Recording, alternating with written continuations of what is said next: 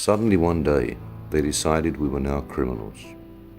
My first meeting with this cig dealer went okay, but I still think the price was too high. Later that day, they took my friend away.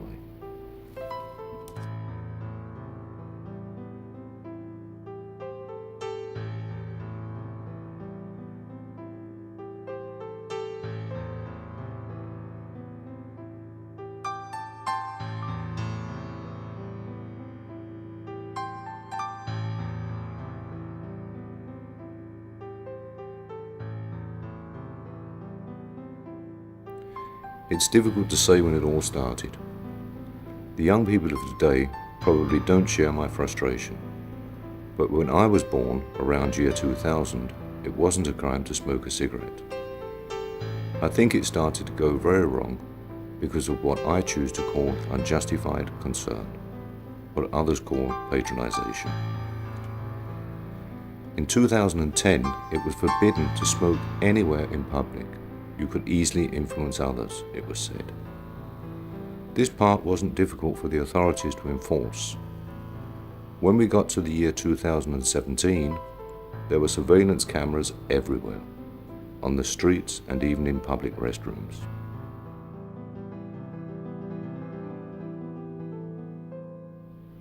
In that same period, the price of cigarettes was raised outrageously. Later on, one could only get them on prescription, and finally they were totally prohibited. The war against drugs makes the previous century's alcohol prohibition in America look like a Sunday outing for the Boy Scout movement. At one point, the doctors learned that drug misuse could be detected in our bones.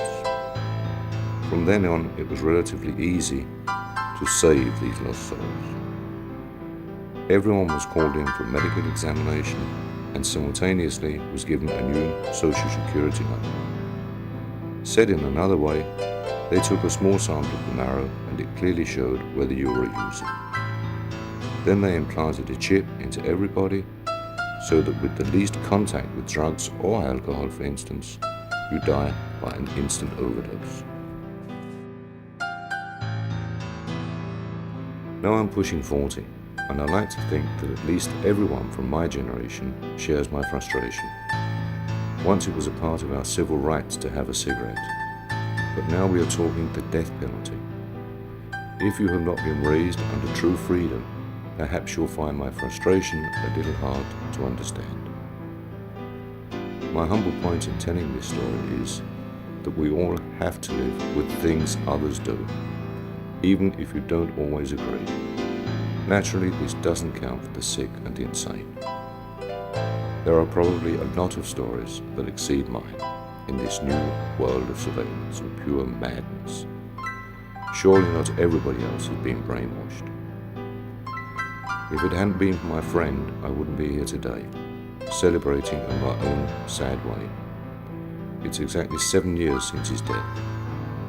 The following years after, I suffered from a strong, guilty conscience. Later on, I started to seek comfort in the fact that he was spared from this ridiculous development in our society. He too was raised under the aforesaid mentioned true freedom. But I guess it all comes down to this. Someone always knows better.